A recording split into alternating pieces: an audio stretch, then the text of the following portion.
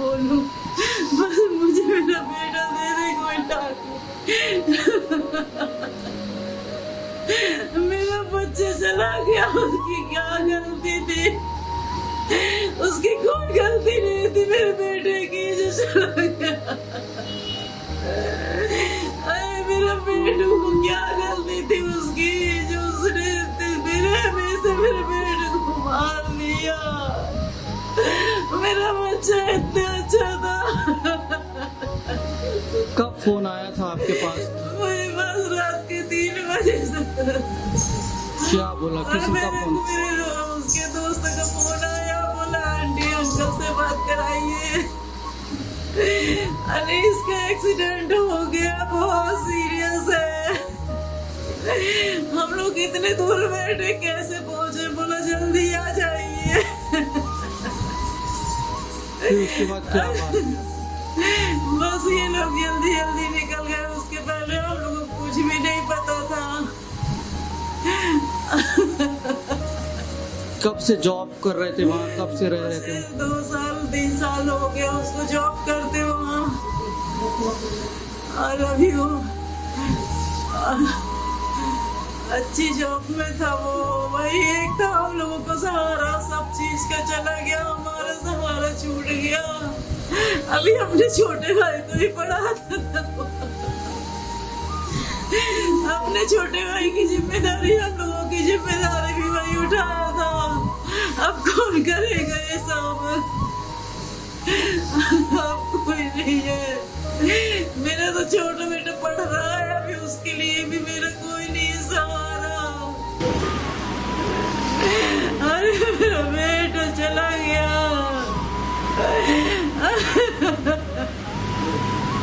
क्या बोला उनके दोस्तों ने, क्या बोला? दोस्त बोले आंटी आ जाइए, उसका एक्सीडेंट हो गया है। और मैं इसके आगे कुछ नहीं सुन पाई, मेरी हालत ही नहीं थी सुनने लायक। मेरी अभी भी कुछ हालत ठीक नहीं है। मैं खुद एक बीमारी से झेल रही हूँ। मुझे ब्रेन ट्यूमर है, घर में कुछ हो जाता मैंने खुद क्या करूँगी? इतना बड़ा सदमा सहन नहीं कर पाऊंगी मैं तो खुद।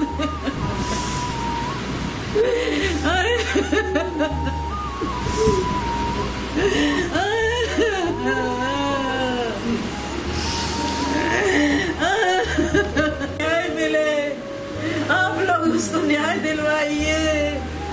जो कोई भी ऐसा किया है उसको छोड़िए मत। मेरे बच्चे के साथ में जो कोई गलत किया है उसे अंदर करिए, उसे भी कभी भी उसे बाहर न रहे। मुझे न्याय दिलवाइए आप लोग। वैसे उसको मिलनी चाहिए सर। मेरा तो नहीं, मेरे अंदर जैसे वो किया। ये हमारे परिवार का नाती है, सबसे बड़ा नाती है। ओम प्रकाश हमारा बड़ा पुत्र है, उसका पुत्र है अनीश अवधिया। यहाँ से पढ़ने के बाद वो पूरा पढ़ने गया था। 4 साल पढ़ाई करने के बाद सॉफ्टवेयर इंजीनियर हो गया और वहीं 2-2.5 साल से नौकरी करने लगा। और नौकरी जब करने के बाद कुछ उसको आमदनी होने लगी तो अपने छोटे भाई को भी बुला लिया। आर्थिक समस्या ठीक नहीं थी तो अपने छोटे भाई को भी शिक्षा ग्रहण कराने के लिए वहाँ बुला लिया और दोनों वहीं रहने लगे। 19/5/24 को रात को किसी पार्टी में वो गया हुआ था। जब पार्टी से वो लौट रहा था तो पीछे से काफ़ी स्पीड से करीब 2.5-3 करोड़ की गाड़ी थी। कोई वहाँ का बहुत बड़ा बिल्डर था, उसका नाबालिग लड़का जो 17 साल से करीब ज़्यादा ही था, नाबालिग लड़का, उसमें उसके पिताजी वगैरह भी थे। गाड़ी का रजिस्ट्रेशन भी नहीं था, ना नंबर था, ना लड़के का ड्राइविंग लाइसेंस था। उसने दारू भी पी रखा थी और काफ़ी स्पीड से 240 की स्पीड में गाड़ी चलाया गया, जिसके कारण से मोटरसाइकिल में टकरा गई और उसमें से हमारा जो नाती है उसमें एक्सीडेंट घायल हो गया। उसमें एक और लड़की भी थी, वो दोनों घायल हो गई और वहीं पता चला कि वहीं वो ख़त्म हो गए।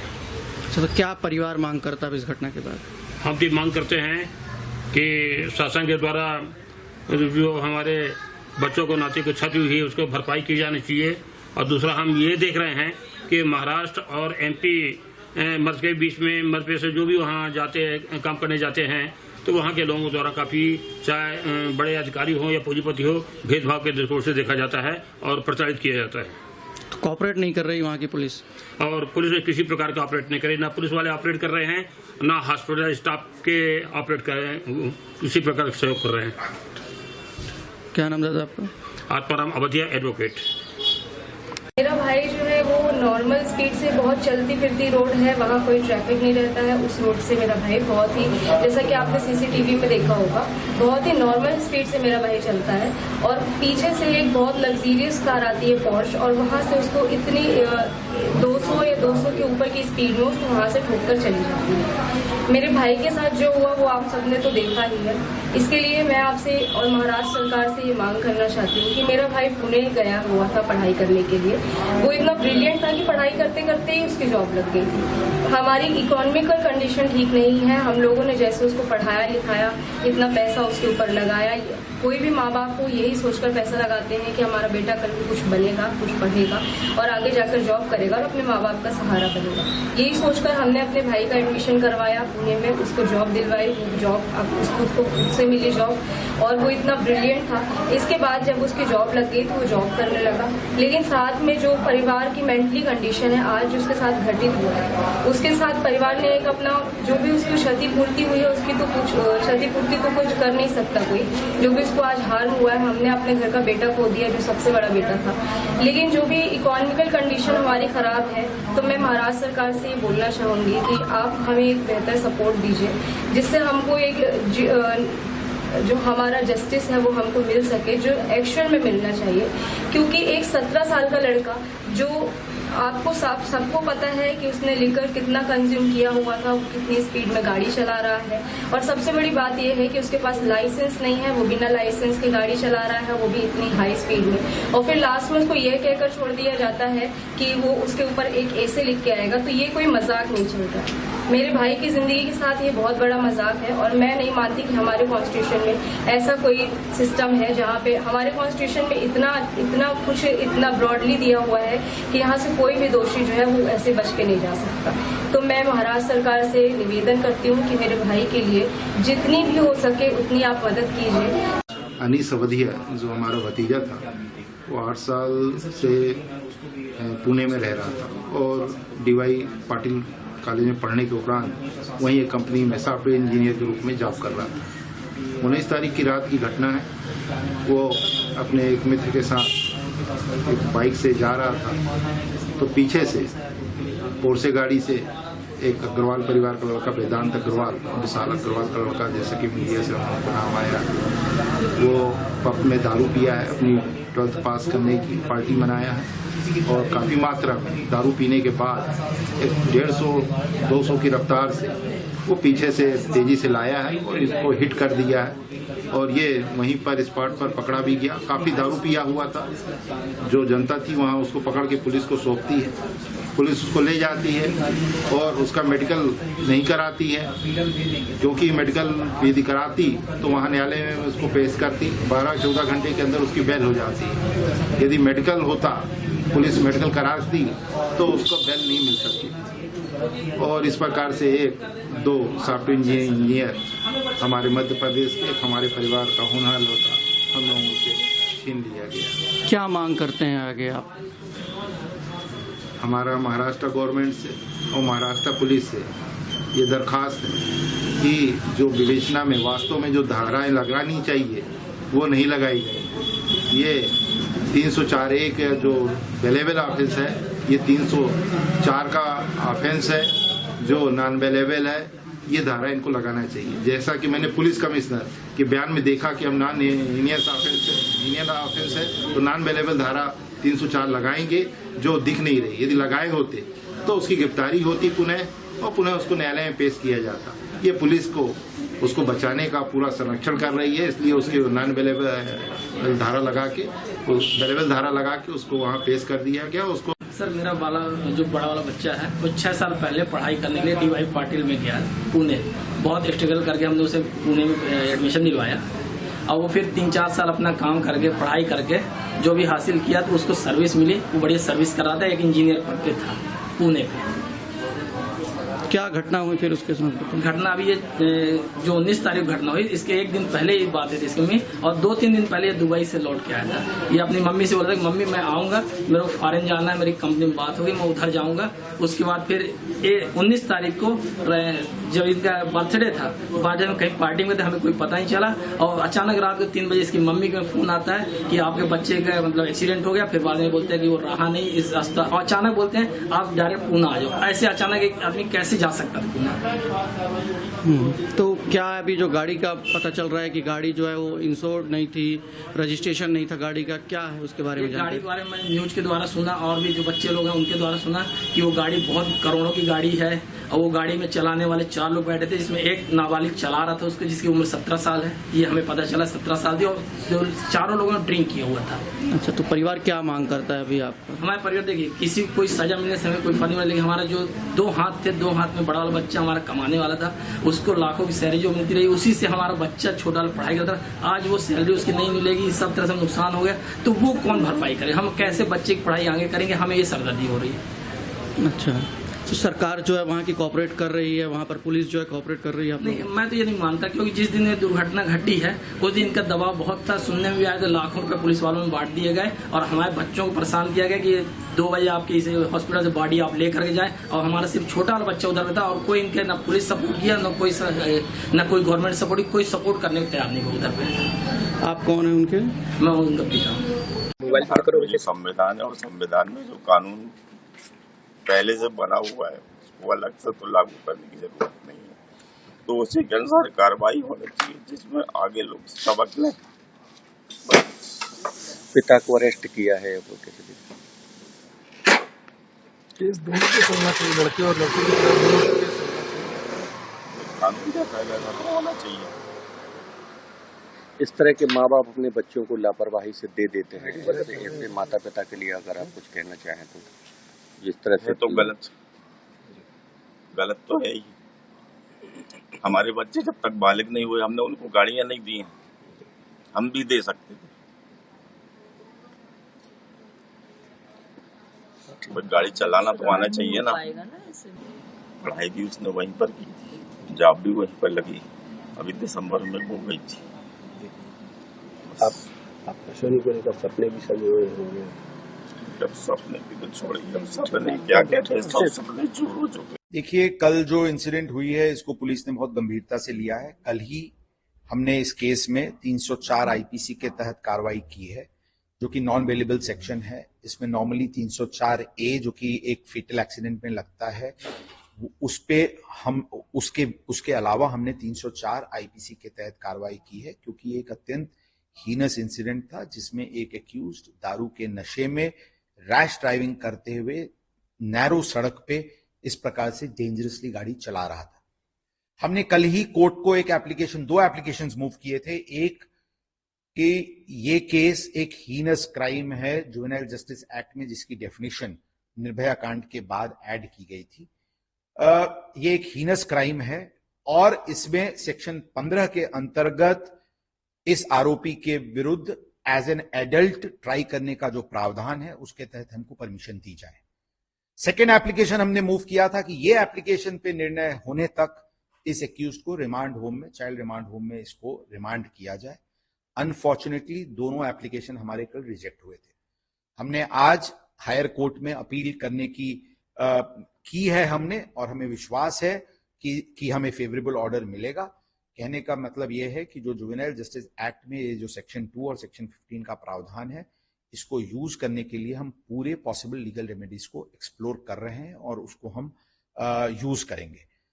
सेकेंडली, कल ही हमने उसके फादर, एक्यूज्ड के फादर को सेक्शन 75 जुवेनाइल जस्टिस एक्ट के तहत उसके विरुद्ध कार्रवाई की, जिसमें उसने एक माइनर को फैसिलिटेट किया इस क्राइम के लिए। उसने उसको गाड़ी प्रोवाइड की, उसने उसको पार्टी में जाने के लिए फैसिलिटेट किया, उसको वहां दारू पीने के लिए उसको पैसे और बाकी सुविधा प्रोवाइड किए।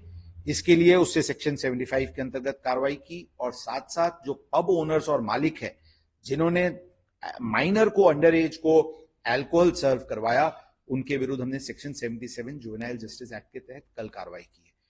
आपको मैं ये बताना चाहूंगा कि बहुत बार इस प्रकार की टिप्पणी की जा रही है कि पुलिस बाद में जागी और पुलिस शुरू से गंभीर नहीं था इस प्रकरण के लिए। मैं ये बताऊं कि ये घटनाक्रम कल सुबह से चालू हुआ है। जिसके पहले की मीडिया या लोगों ने इस इशू को टेकअप किया था, उसके पहले ही पुलिस ने इस प्रकार की कड़क भूमिका अपनाई है।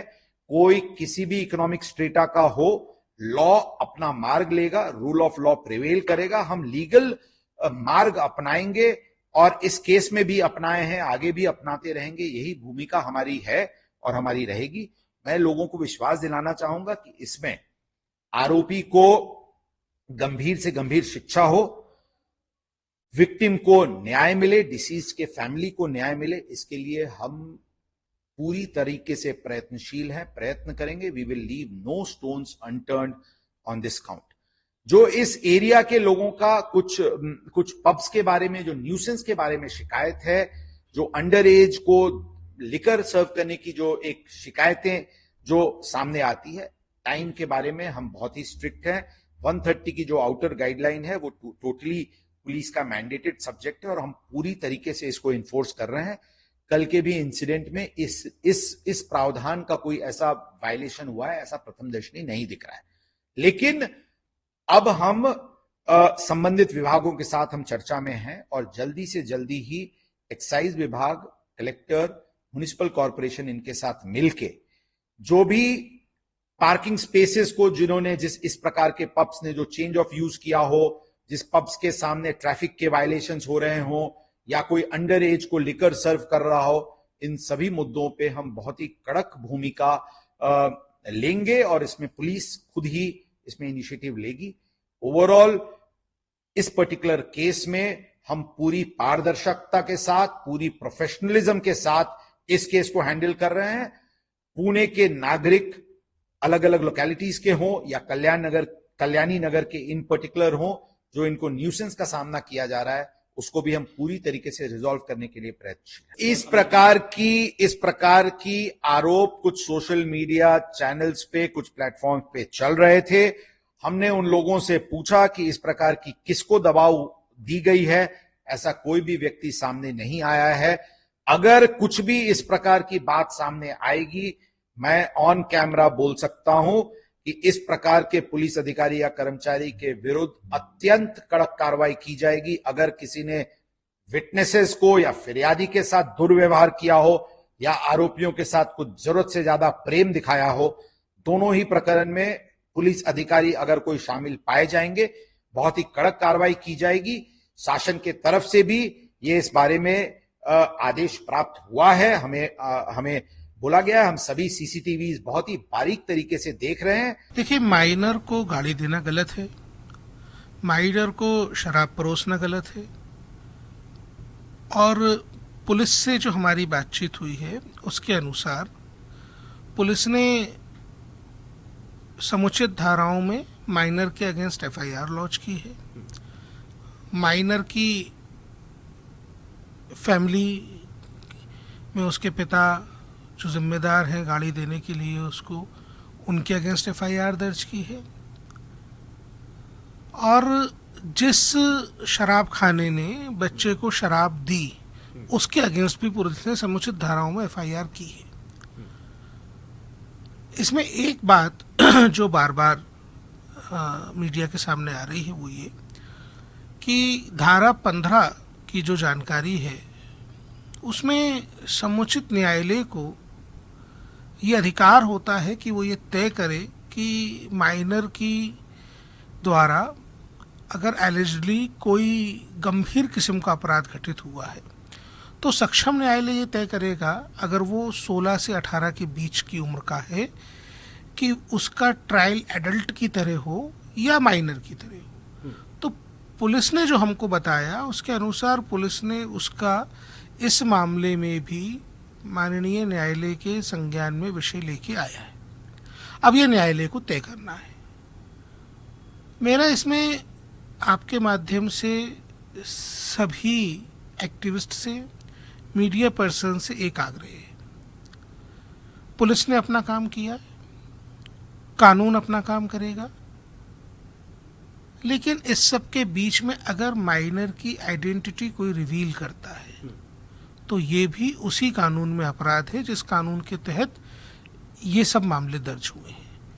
धारा 74 जुवेनाइल जस्टिस एक्ट की ये निर्धारित करती है कि किसी भी एलिजली सीसीएल बच्चे की, विक्टिम की या एलिज्ड बच्चे की आइडेंटिटी रिवील नहीं होगी। तो वो भी आप लोगों को ध्यान रखना चाहिए कि माइनर की आइडेंटिटी किसी भी सूरत में रिवील ना की जाए। हाँ, कानून के समक्ष न्यायालय को पुलिस को जितनी इंफॉर्मेशन देनी थी उससे आयोग अभी तक संतुष्ट है। एनसीपीसीआर पूरे मामले पे नजर बनाए हुए हैं, जहां जैसी आवश्यकता लगेगी हम कदम उठाएंगे। एक बात और मैं आपको स्पष्ट कर दूं, मुझे पुलिस के द्वारा जो अवगत कराया गया वो ये कि बच्चे के शराब पिए हैं या ना पिए, इस तारतम्य में कोई रिपोर्ट अभी तक रिसीव नहीं हुई है। तो इस कोर्ट ट्रायल को कोर्ट में होने दिया जाए और जो भी इसमें दोषी हो उसको सजा मिलनी चाहिए। खास तौर पे वो लोग जो बच्चे को वाहन दे रहे हैं या बच्चे को शराब दे रहे हैं, और बच्चे ने भी अगर कोई गलती की है तो कानून सम्मत सजा उसको मिलनी चाहिए। देखिए, लोग स्वतंत्र हैं सब कुछ करने के लिए, लेकिन माइनर की आइडेंटिटी रिवील करने के लिए कोई स्वतंत्र नहीं है, उस पर कार्रवाई होगी। तो नहीं होनी चाहिए ना। सबसे पहले तो माँ बाप को सजा मिलनी चाहिए। बच्चों को क्या परवरिश दे रहे हो, और इतना बड़ा हादसा दोबारा ना हो तो कानून ने भी कुछ कार्रवाई करनी चाहिए कि मतलब उसको एक वो मिलना चाहिए कि अगली बार से वो ऐसा कुछ ना करे। अब हमारी बेटी तो आएगी नहीं, लेकिन फिर भी इंसाफ ये है कि मतलब और किसी का घर ना उजड़े, है ना, किसी की, चाहे वो बेटा हो चाहे बेटी हो, ऐसा कुछ ना हो। तो मतलब इस टाइप की उससे सजा दे कि मतलब दोबारा ऐसा कुछ ना करे वो। और सबसे मेन तो उसके माँ बाप को मतलब बोलना चाहिए। नहीं तो ऐसा नहीं देना चाहिए ना भाई। हर माता पिता सोचता है अपने बच्चों को अच्छी परवरिश दे, पैसे से चाहे किसी भी चीज़ से हो, सब कुछ अच्छा हो, लेकिन इतना भी अंधा नहीं होना चाहिए कि बच्चे बिगड़े और उसका नाजायज़ फ़ायदा उठाए। और माँ बाप को भी ध्यान देना चाहिए ना कि बच्चा क्या कर रहा है, क्या नहीं करना चाहिए। मेन तो ये है ना। ऐसा नहीं कि बच्चे को दे दिया और वो जो कर रहा है करने दे रहा है और ऊपर से उसको और ढाक रहे हैं, ये नहीं होना चाहिए ना। आपकी बेटी से आपकी बात हुई? मेरी फ्राइडे को सुबह हुई थी और शाम को पापा से बोली कि पापा मैं जा रही, मतलब घूमने जा रही हूँ, मेरे कुछ फ्रेंड है 5-6 लोग, तो हम लोग जा रहे हैं। तो पापा बोले कि ठीक है तुम घूमने जा रहे तो इसे खाना खा कर अभी आ जाना। और बस 3:30 बजे ये घटना हुई। और भी बातें होती होंगी फ्यूचर प्लानिंग को लेकर बेटी? मेरी बेटी की तो बहुत बड़े सपने और बड़ी प्लानिंग है, मगर वो सरप्राइज रखती थी। जब भी मतलब कुछ करती थी उसी के बाद बताती थी। और हमने ऐसी परवरिश दी अपने बच्चों को कि हम आँख बंद करके अपने बच्चों पे मतलब यकीन कर सकते कि वो जो भी करेगी वो सही कर देती, क्योंकि अभी तक उसने जो भी किया अच्छा ही किया और सही किया। कभी हमको पूछने की ज़रूरत नहीं पड़ी उसको, ना हमको बताने की ज़रूरत पड़ी। अभी हमने सुना है कि 3-4 जगह इतनी इंटेलिजेंट थी बेटी की। बिल्कुल 5-5, 6-6 जगह से कैंपस था उसका, मगर उसने जो उसको अच्छा लगा उसी ने अपने मन से चुना। हमने कोई राय नहीं दी थी उसको। वर्तमान में क्या कर रही थी? वो जॉनसन कंट्रोल में जॉब कर रही थी। प्लानिंग के बारे में भी बताइए कि हम क्या करना चाहते हैं बेटी को। अब बेटी नहीं रही तो बेटी के सपने का क्या, वो जो है वो साथ में अब ले गई हो तो। आपसे डिस्कशन होता होगा? हाँ डिस्कशन, मगर वो पूरा हमको मतलब सरप्राइज रखती थी जो कि मैं यहाँ कुछ आगे मतलब जो अभी थोड़ा है वो और मतलब बढ़ना चाहती थी, जितना अभी है उससे और आगे बढ़ना चाहती थी वो। ऐसा कुछ एक्चुअल कुछ ऐसा था नहीं उसका पॉइंट कि हम ये करना है वो करना है। वो खुद ही प्लानिंग करती थी, खुद ही आगे बढ़ती थी। देखिए अब हमें तो उनका कुछ पता नहीं, क्योंकि हम उस दिन गए थे तो बेटे को संडे के दिन सोचो मतलब 4 घंटे में बेल मिल गई, जबकि संडे को बंद रहता है बोलते हैं। तो अब आगे वो तो अब जब मीडिया इतना प्रेशर डाल रही है तो उनके पिता को तो पकड़ लिया है, अब आगे उनको क्या होता है या छूट जाते ये तो हम नहीं जानते ना, क्योंकि हम तो यही सोच मतलब देखा है जहाँ पैसा रहता है वहाँ पे कुछ भी कार्रवाई नहीं होती है।